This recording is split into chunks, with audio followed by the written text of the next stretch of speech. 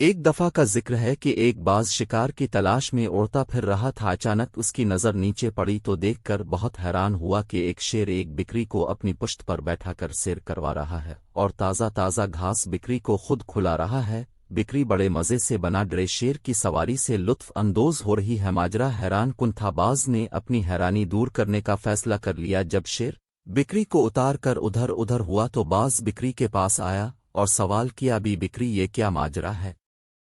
شیر تو تمہارا سب سے بڑا دشمن ہے، مگر وہ تمہیں اتنا پیار کیوں دکھا رہا ہے؟ بکری مسکرائی اور بتایا کہ ایک دفعہ دریا میں سیلاب آیا اور بہت سے جانور بہہ گئے، ان میں یہ شیر بھی تھا جو اس وقت ایک چھوٹا بچہ تھا اور ڈوبنے کے قریب تھا۔ مجھے اس پر ترس آیا اور میں نے اسے بچا لیا۔ اس وقت سے یہ میرے ساتھ ہے اور میرا دودھ پی کر جوان ہوا ہے۔ اب یہ مجھے اپنی ماں سمجھتا ہے اور میرے اس احسان کا بدلہ اس طرح پیار سے ادا کر رہا ہے۔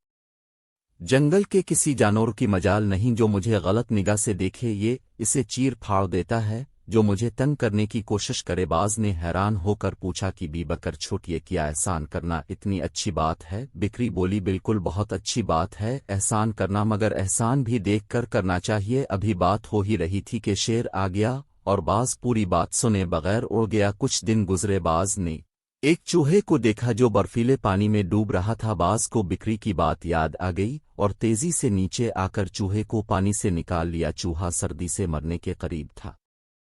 باز اسے ایک چٹان پر لے گیا اور اپنے پروں سے ڈھانپ لیا تاکہ چوہے کو گرمی ملے اور وہ ٹھیک ہو جائے۔ اس دوران باز کی آنکھ لگ گئی اور چوہے کو ہوش آ گیا اور چوہے نے باز کے سارے پر قطر ڈالے اور خود 9-2-11 ہو گیا۔ باز کی آنکھ کھلی تو حالت دیکھ کر ہوش اڑ گئی۔ باز کسی نہ کسی طرح گرتا پڑتا غصے کی حالت میں بکریک کے پاس پہنچا اور سارا ماجرا بیان کیا۔